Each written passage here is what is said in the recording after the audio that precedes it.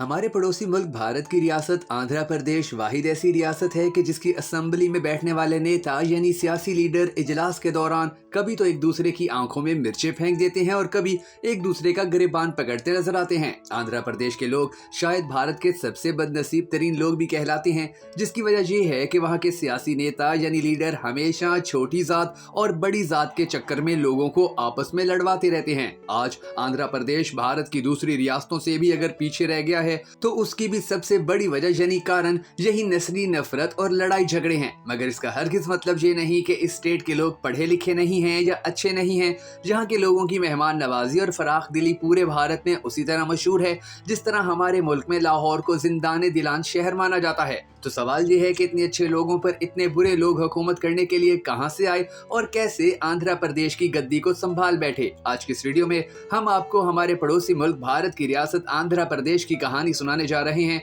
मगर उससे पहले अगर आपने अब तक हमारे फेसबुक पेज भक्कन नेटवर्क वीडियोस को लाइक और फॉलो नहीं किया है तो जरूर कर लीजिए, ताकि आपको हमारे पड़ोसी मुल्क भारत और दुनिया भर के ममालिक के बारे में इसी तरह की दिलचस्प वीडियोस बर वक्त मौसूल होती रहे। मैं हूं शकील हैदर और आप देख रहे हैं भक्कन नेटवर्क वीडियोस। दोस्तों, जब भारत आजाद हुआ था तो उस वक्त भारत में आंध्र प्रदेश नामी अलग रियासत मौजूद नहीं थी, मगर फिर 1950 में तेलुगु जबान बोलने वाले लोगों के लिए एक अलग स्टेट की मांग शुरू हो गई। आहिस्ता आहिस्ता ये मुतालबा जोर पकड़ता गया और फिर ये मुतालबा मुजाहिरे में तब्दील हो गया। लोग बड़ी तादाद में अपने घरों से निकलकर मुजाहिरे करने लगे और कहा कि उन्हें हर सूरत एक अलग रियासत का दर्जा दिया जाए। ये एहतजाज और धरने तब रंग लाए कि जब उसी मांग को पूरा करवाने के लिए भूख हड़ताल करने वाले पोती सरीमा मोलो 58 दिन की भूख हड़ताल के नतीजे में जाँ बहक हो गए। उन हालात में केंद्र सरकार को बिलाखिर तेलुगु बोलने वाले लोगों के आगे घुटने टेकने पड़े और हुकूमत ने फैसला किया कि मद्रास और हैदराबाद के तेलुगु बोलने वाले लोगों को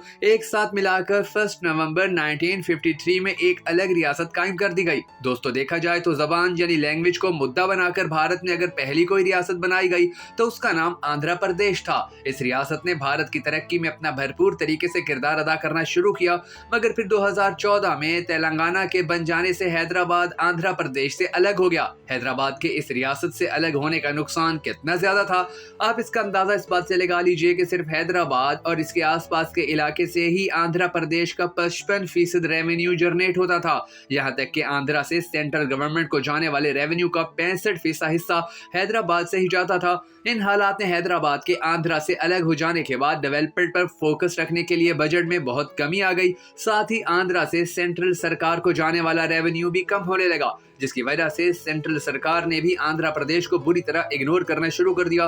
वो दिन था और आज का दिन कि इसके बाद आंध्र प्रदेश की तरक्की और डेवलपमेंट जैसे बिल्कुल ही खत्म हो गई थी और ऊपर से रही सही कसर यहाँ के सियासी रहनुमाओं यानी नेताओं ने कास्ट पॉलिटिक्स यानी जात पात की सियासत के जरिए पूरी कर दी। लोग जात पात के लिए आपस में लड़ने झगड़ने लगे और इन मसलों ने इस स्टेट को मजीद पीछे धकेल कर रख दिया। भारत में जात पात का जो एक फर्क रखा जाता है उसके मुताबिक रियासत आंध्र प्रदेश की 37% आबादी छोटी जात से ताल्लुक रखती है, जबकि यहाँ ऊंची जात के लोगों की आबादी 33%, माइनॉरिटीज 7%, कबायली आबादी 7% और दूसरी जातों की आबादी 16.6% के लगभग है। यही वजह है कि यहाँ पर छोटी जात के लोग भी बड़े नेता यानी सियासी लीडर बन चुके हैं।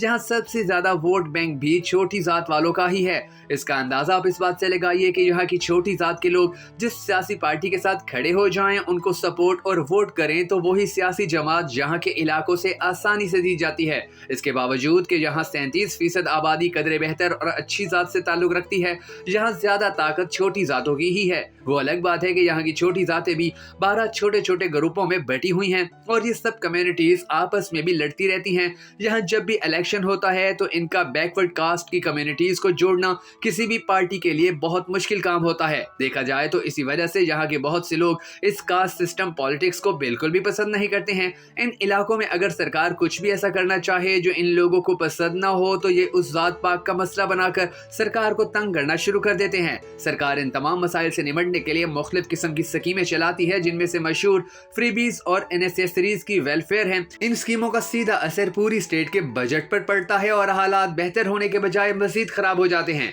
दोस्तों आंध्र प्रदेश की अगर कास्ट की बात की जाए तो दूसरी कास्ट की पॉपुलेशन सिर्फ 33% है, जिसमें काम्पोस कम्युनिटी 15% और बाकी रेडीज और कमास के कुछ लोग शामिल हैं। आपको ये सुनकर भी हैरत होगी कि रेडीज और कमास कम्युनिटी बेशक कम आबादी रखती है, मगर यहाँ की सियासत में इन दोनों का बहुत ज्यादा हिस्सा होता है।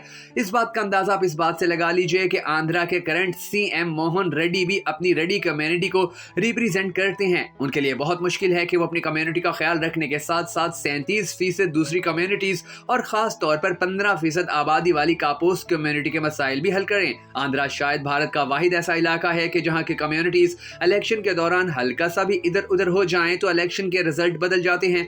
यहाँ की सारी छोटी जातें एक दूसरे से बिल्कुल अलग हैं। इनका खाना पीना, उठना बैठना, यहाँ तक के कपड़े भी दूसरी कम्युनिटी से बिल्कुल अलग होते हैं। यहाँ कमास और रेडी कम्युनिटी भले ही सियासत में बहुत ज्यादा ताकत रखती हो, मगर यहाँ की सियासत को अपने हाथ में लेने के लिए इन दोनों को 15% वाली कापूस कम्युनिटी का साथ जरूर चाहिए होता है। कुछ साल पहले इन सारी कम्युनिटीज और खास तौर पर कापूस को इकट्ठा करने के लिए भारत के सुपरस्टार चिरंजीवी ने एक सियासी पार्टी भी बनाई थी, लेकिन बाद में चिरंजीवी ने अपनी पार्टी को कांग्रेस में जम कर दिया और दोनों पार्टीज मिक्स हो गई। कुछ अरसे बाद उन्हीं के छोटे भाई पवन कल्याण ने एक नई पार्टी बनाई जिसका नाम जाना सीना रखा गया और इसका मोटो भी आंध्रा में कापूस को इकट्ठा करना था। इस इलाके में इसी तरह की और भी बहुत सी पार्टीज बन चुकी हैं और यही वजह है कि भारत में जिस भी पार्टी की सरकार आती है वो इनमें से एक को अपने साथ मिलाकर उनके इलाके में थोड़ी बहुत डेवलपमेंट करवा देती है और दूसरे इलाके उसी तरह मसाइल का शिकार रहते हैं। फिर आगे चलकर उसका नुकसान इस तरह भी सामने आता है कि इस स्टेट में सेंट्रल सरकार की तरफ से जो भी मेगा प्रोजेक्ट आना होता है वो नहीं आ पाता है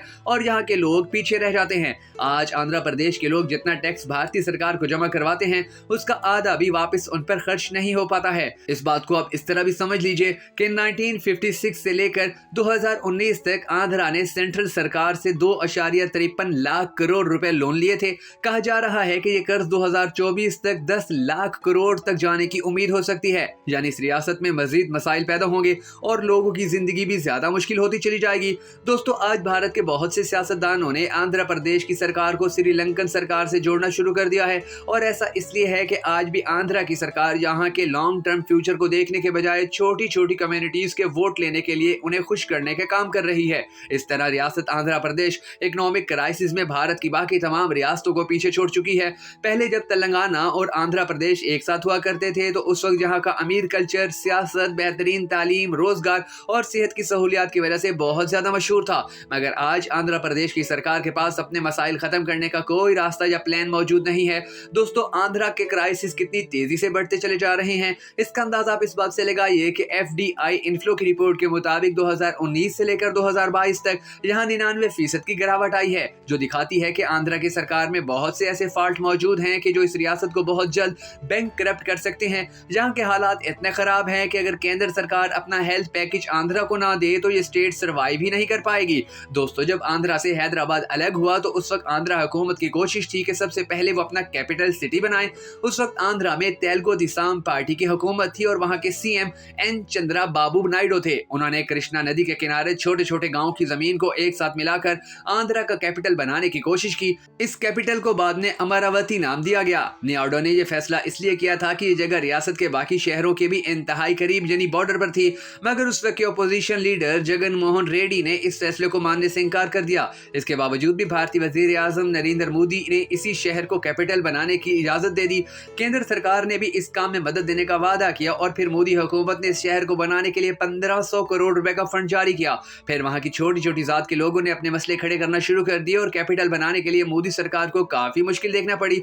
आज आंध्रा में इन सारे मसलों की वजह से करप्शन भी अरूज पर पहुंच चुकी है। द टाइम्स ऑफ इंडिया की 2018 की एक रिपोर्ट के मुताबिक आंध्रा भारत की चौथी सबसे ज्यादा करप्ट स्टेट बन चुकी है। एक सर्वे के मुताबिक आंध्र प्रदेश के 95% लोगों ने माना कि उन्हें अपने काम करवाने के लिए रिश्वत देनी पड़ी थी।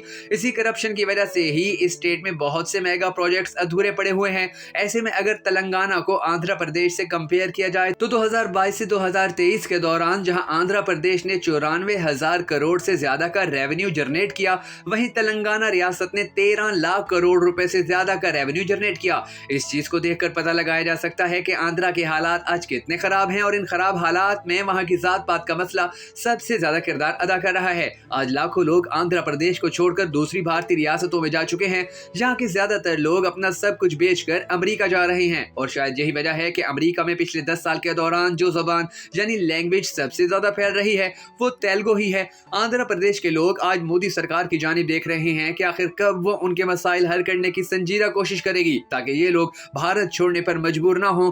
दोस्तों, अगर आपको आंध्र प्रदेश के हवाले से हमारी इन्फॉर्मेटिव वीडियो पसंद आई हो तो हमारी हौसला अफजाई करने के लिए इसे शेयर ज़रूर कर दीजिएगा।